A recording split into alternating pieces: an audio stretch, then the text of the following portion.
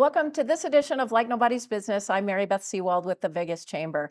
We are honored and pleased today to have with us the governor of the state of Nevada, Governor Joe Lombardo. Governor, thanks for being with us today. Absolutely, my pleasure. Well, we appreciate it. We appreciate your service to our state.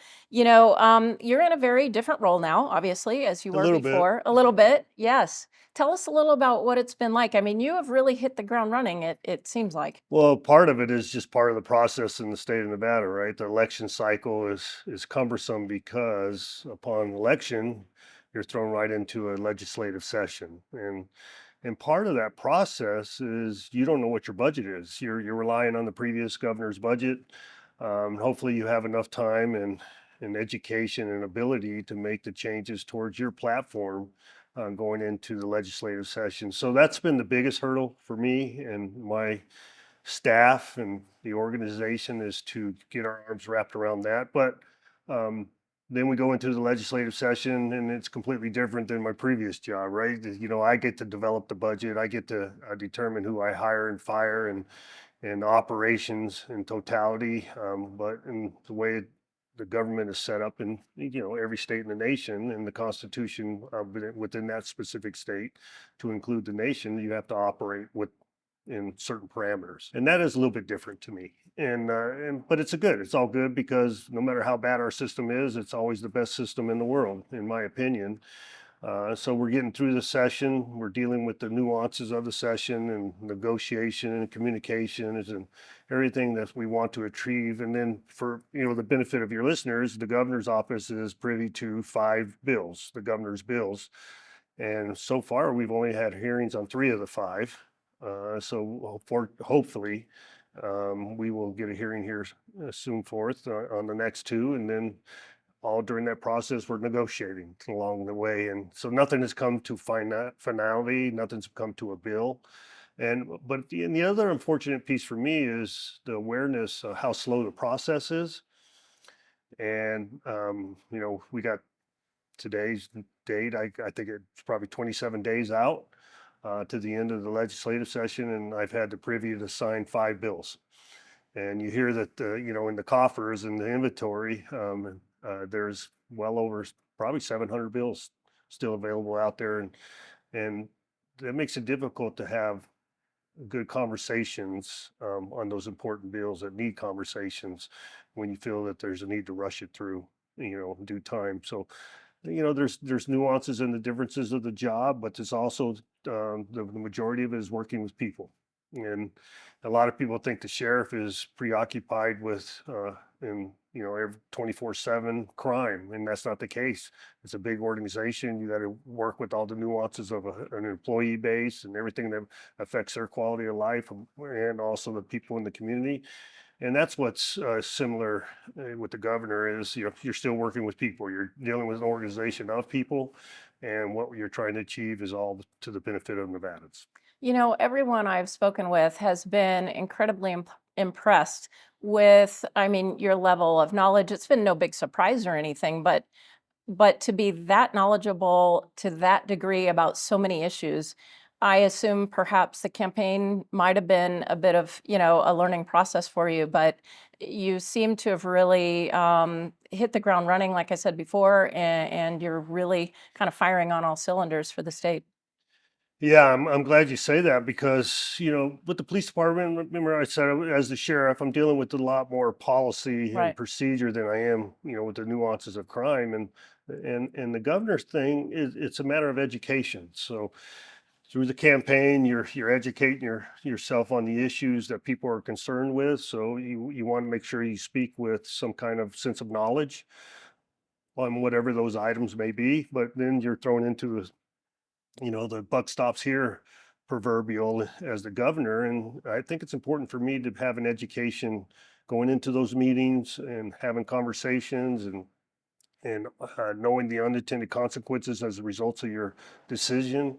All those things come with educating yourself. And I pride myself of doing the homework um, associated with any particular issue, because I think leadership is confidence, right? So people have to have the confidence and the trust in you. If you come in and across the board just rely on them to do their job, and and just get me, talk to me at the end, you're unable to provide direction. And that's what a leader's required to do, is provide direction. And plus, you want them to act on what you believe in, because you're the governor, you ran on certain items, you want to make sure those items are addressed. And if you're not paying attention, they won't be. And so that's how I assimilate. That's how I conduct myself in a leadership position, and ensure that people know they're not wasting their time in talking with me. And when you take that leadership approach, you can shape the actual process. Right, right, right. You can provide some feedback and some suggestions and advice through the process. And I think that's an important piece. Speaking of your leadership style and your vision for the state, we talk a lot about economic development, economic diversification, and things like that. How do you plan to utilize the Governor's Office of Economic Development, GOED, to really strengthen our economic diversification here in Nevada? Well, I mean, you have to look at, why would somebody come here, right? And you have to look if they're going to lift up their roots, or even if they're an incubator company, or if they're, an historical company, why would they convince their employee base and personally the principals of the company to lift up their company and move to another location? There's a lot of expense associated with that. There's a lot of known associated with that. So how do you answer the questions? Are there concerned? And my understanding, the primary concern, do you have an available workforce, right? Do you have an educated available workforce? And two, what is the regulatory, licensing, and the tax environment in the other environment? And if it's not any more beneficial for where they're coming from, it's a moot, question. It's a waste of time and a failed exercise. So me knowing that, I wanted to ensure that we did have a stable, predictable tax environment. My platform was based on no new taxes. I believe we have a significant injection into the system via the infrastructure bills and the CARES Act and other federal stand-up programs. And we have to ensure we're addressing those incentives appropriately before we decide to go in an additional direction, and by raising taxes, property taxes, and all those different items that address modified business tax, all those things that address small business and large business and decisions to come here. So if that's predictable, and you have a position on that publicly, and people are confident you're not going to stray from that, and you're making sure you're addressing, burdensome ordinances and licensure and permitting, and you're always cognizant of that to the benefit of the business, people are going to come. The proverbial, if you build it, they will come. That's what I'm looking for. Are you as hands-on with sort of economic development? You mentioned, your approach to leadership. Do you or will you have an opportunity then to meet with some of these companies prior to their potentially moving here? Is Yeah, that how you? that's been a regular function. Surprisingly, it's happening more often than not in the governor's office. And I was approached originally from my staff and said, you shouldn't be in these meetings. Let us do the initial work. But I said, no, if it's a company that I'm attracted to, because of my positions, as a conservative and what we're trying to do in state government, I want to talk to them personally. I want to speak to the principals face to face, and I'm a big proponent of your word is your bond. And I want to be able to get a good vibe from the person and make sure they're, one of the things we quite often talk about, Mary Beth, is part-time versus full-time employees, or gig workers. And it's important we have stable workforce and ability to, when we talk about tax abatements and other incentives, and they promote themselves as, well, we're going to bring this many employees into the environment, and in so many years it's going to be this many employees, and this is our revenue stream, and this is what we're going to do in the housing market, and all those promises, you're hoping are going to come to fruition. And I think it's hard for them to fabricate it if you're not looking them in the eye. If you are looking them in the eye, it's harder to do. And I think it's important for me to realize that and have a sense of what direction we're going in, and whether the people that are working for me are have the same vision as I do. Well, and what strikes me as you talk is that you take a very personal approach to everything really, but to economic development. And so if there's a company sitting across the table from you and they look you in the eye and they tell you they're going to be a good community citizen and they're going to give back to our community, and they look you in the eye and they tell you that, you figure it's going to be pretty hard for them to go back on their word. Right.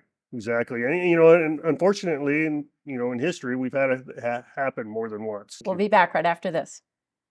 Remember Old Vegas where the customer was king? The Casablanca in Mesquite is just like Vegas used to be. Play over 40 of your favorite table games. Play over 800 slot and video poker machines and get comps, free play, and cash back. Get away and play 2 18-hole championship golf courses. Or pamper yourself in our full-service salon and unwind in our world-class spa. Now this is my kind of getaway. Reserve your $99 golf or spa getaway today. It's just like Vegas used to be. As humans, we're visual creatures. In fact, American adults spend nearly 6 hours each day watching video, and we're evolving and expanding across screens. Whether we're surfing the web at work, streaming our favorite show in a waiting room, or watching the game live at home, Cox Media's digital video solutions can deliver your business's message to consumers in a way that creates a meaningful connection and drives them to take action. Grow your business. Call Cox Media today. Life's journey isn't just about what happens. At Nevada State Bank, we believe it's about who it happens with. The people who are there for I Do and for welcome home. The people who are there for your growing business. And the ones who are there for a lifetime. For every moment of life's journey, the people of Nevada State Bank are here for you. Because it matters who you spend life's moments with. And it matters who you bank with. Nevada State Bank. This is the story of two businesses. Andy made a lemonade stand and hoped people would come. Jill did too, but she chose a team to get the word out about her lemonade stand. Jill learned early that advertising with the right team gets the best results. At Cox Media, we do this every day, helping your business grow to meet its potential. With our marketing expertise, Cox Media is your partner for advertising success. Don't let your business get left behind. Let's grow your business together. Contact Cox Media today. Welcome back to this edition of Like Nobody's Business. I'm Mary Beth Sewald with the Vegas Chamber. We are honored today to have the Governor of Nevada, Governor Joe Lombardo. Governor, thanks for being with us. Yeah, absolutely. With Super Bowl host committee and others, as you're aware. And that's a really great project where we are working to, you and I've been talking about economic development, and we're working to leverage, I think, the Super Bowl and these events to really spur economic development here in Southern Nevada and potentially across the entire state. Right. So what's your vision for that aspect of how do we leverage these events to spur economic development? That's a great question, and part of it, that's the state responsibility, right, to bring business to the state and quality of life, and that was the benefit of going to F1 in Miami. So we met with the numerous promoters from the other races, and they provided some feedback and after action on how we could build upon the economic development, and the big part of that is communication and experience. You're going to have to rely on a huge amount of word of mouth of people that come here and they see the experience and it was a beneficial experience, and they say, hey, I can see my company operating here, especially in the advertising space, in the communication space, to be able to sell their business or whatever it may be. And then when you talk about brick and mortar, it was a good environment, good experience. They provide great service and they know how to do it there. And the infrastructure is set up for it, for us to expand upon that. And, millions and millions of people looking in the TV and saying, hey, that's where I want to be. That's where I could bring my business, because it's a force multiplier. I can sell my business with built-in communication and built-in PR. But if we fail, even to the smallest amount, and your ingress and egress and transportation, you had a personal experience in Miami and the ability to get to the race. We got to make sure we address those kind of issues, and similar to what the Raiders did when they first showed up. How are we going to fix that experience? Just even trying to get to the game and then actually exiting the venue. So all those things come into play. It's all really important, but you've surrounded yourself with a fabulous team. They're some of the most incredibly talented people that I've personally ever met. So I'm personally quite confident that we'll get there, plus the team at Formula One and Super Bowl and so forth. So you got to be optimistic. Yeah, and one of the pieces I want to make sure I express is the Nevada Department of Transportation. So they're responsible for the highways and freeway systems throughout the state. And for those who may not know, we're in the middle of Tropicana revamp. So there's a concern for the Super Bowl and F1. So we have to figure out how we can stop work and create a safe environment and make sure we have the ingress and egress addressed. And you talk about a team, they're on it, they're doing it, they're aware of it, and we're going to make sure it's seamless so that we have a great experience for everybody. And then we'll get right back to work, when the entertainment venues leave and make decision to go to another location for what they do. You know what I mean by that. But it's big projects that we have to have. We're sure we have a good team that we manage those different resources at the appropriate time and make sure we're getting it done. Yeah. All right. We don't want to have anybody say, I'll never go back there because I couldn't get there. Right. And I'd never go back there because it took me 5 hours to leave. And all those things have to be thought about. And my team is aware of that. And I'm glad you mentioned them because any new executive, no matter what company it is, if you show up day one, you don't know the fabric of the company, the history of the company, or the culture of the company until you have your footprint in there. And here we are in close proximity of me showing up, and they got all the plates spinning at the same time. So, Well, let's switch gears if we could just for a minute back to the legislative session. Sure. Switching gears, pun intended, by the way. We're in the middle of the 2023 legislative session. I know you have some priorities. I had the honor of testifying along with your Chief of Staff, Ben Kekeffer, right. education, modernization. I know you're one of your top priorities is education. Talk to us a little bit about that.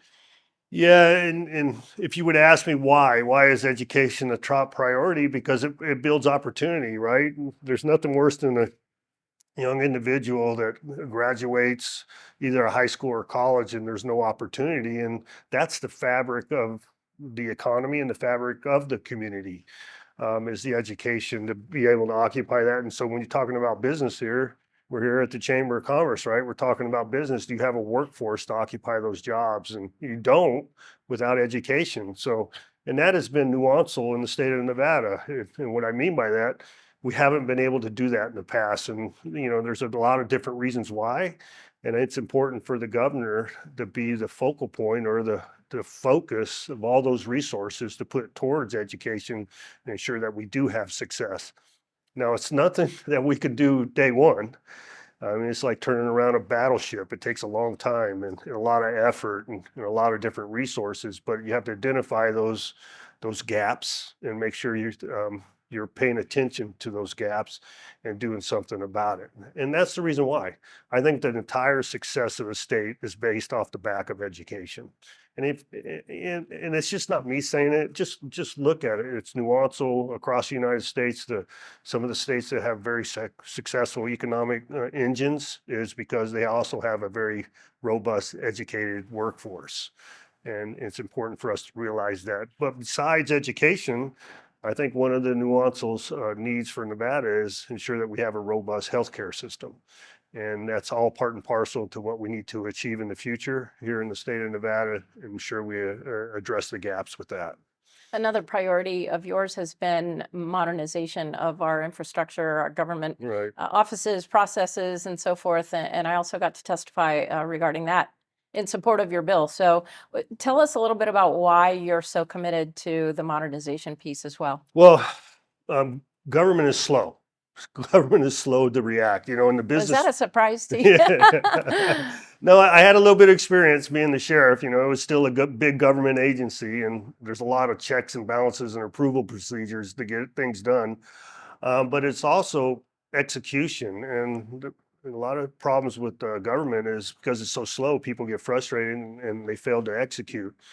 And that was one of the eye-opening pieces for me day one, but I knew it going in. I knew just through research and knowing people that are in the environment and talking to those people that, the Nevada State was woefully behind the 8 ball. So here's an example I'll give you so as the sheriff, I had authority outside of fiscal affairs, which is the monetary governing body of Metro, but I had authority up to $100,000 without approval.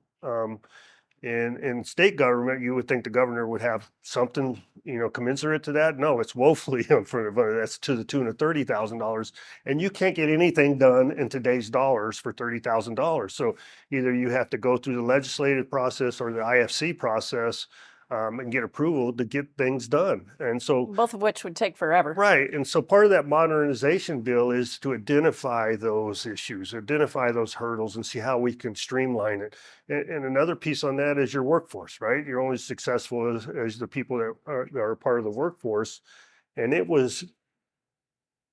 would say it was archaic. That's the word I would use on how we hired people at the state level. The ability to apply, the ability to get your background checked, the ability to interview, and the ability to actually hire them. We're talking, 1 and 2 years. And in today's environment with communications and all the apps that are out there and the ability to know what jobs are open and everything, we finally identify somebody. And then by the time we get around hiring them, they've already gone somewhere else. And I recognized that when I was the sheriff and hiring police officers. It would take you a year to hire a police officer when they already got hired by another department. So those kind of things you have to fix, in part of the process. And there's other things like the rainy day fund. We have sufficient amount of money in the rainy day fund that was part of the modernization in case of time of crisis. We all learned those lessons, unfortunately, on the heels of COVID. The Nevada Way Fund. And the Nevada Way Fund is an intermediary.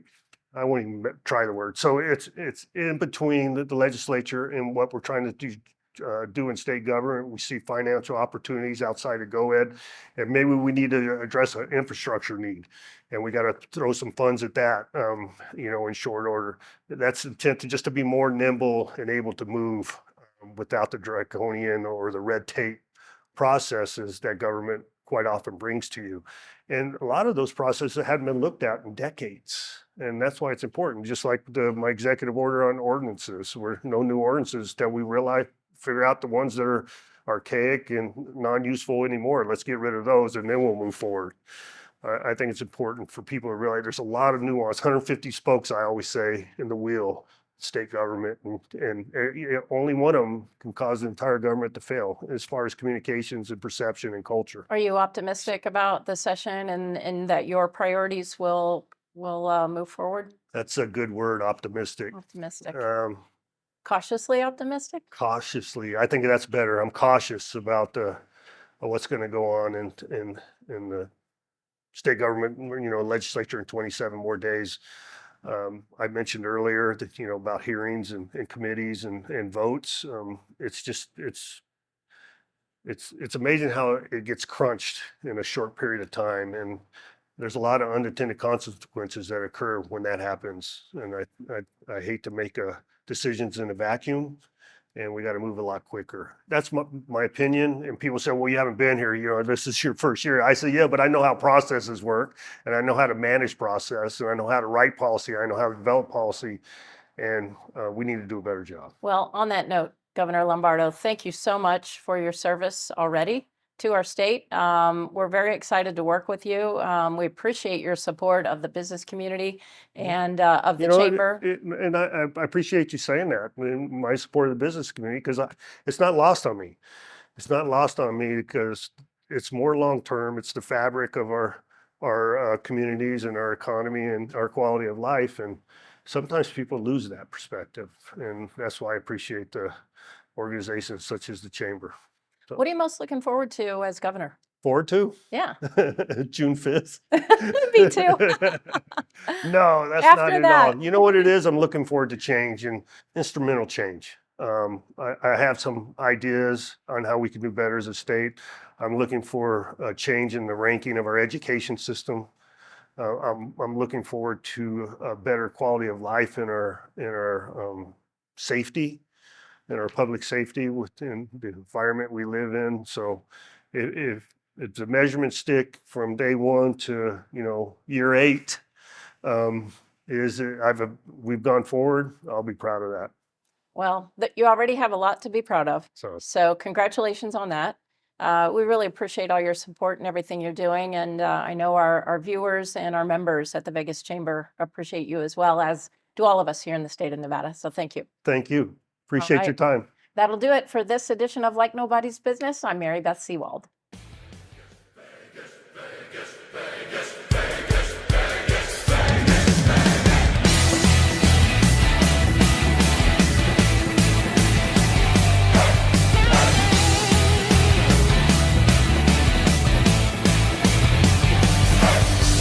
At it again in 110, and the fire's just starting to burn.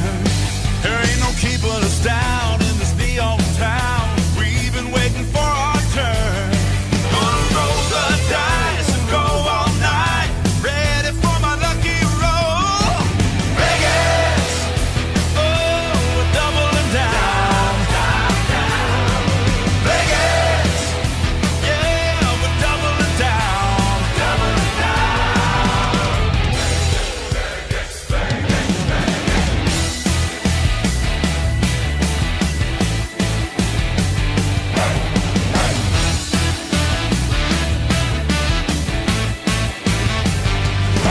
Well, it's a party in the desert, but never felt bad. If the city light's gonna shine, gonna run into the fire. The stakes are getting higher. We're bigger and better this time. We won't let it slip out of our fingertips. Gonna cash in the chips that we burn. Vegas, oh, we're doubling down. Vegas, yeah, we're doubling down. Doubling down. Vegas, Vegas, Vegas. Woo!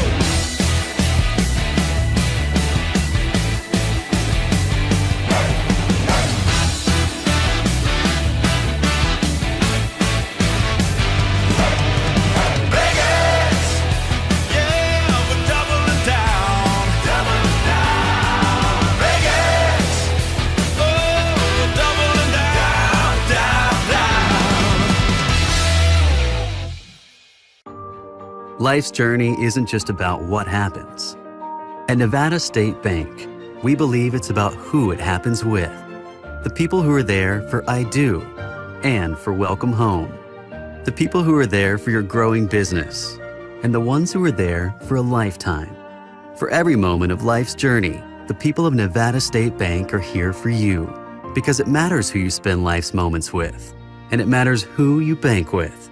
Nevada State Bank. This is the story of two businesses. Andy made a lemonade stand and hoped people would come. Jill did too, but she chose a team to get the word out about her lemonade stand. Jill learned early that advertising with the right team gets the best results. At Cox Media, we do this every day, helping your business grow to meet its potential. With our marketing expertise, Cox Media is your partner for advertising success.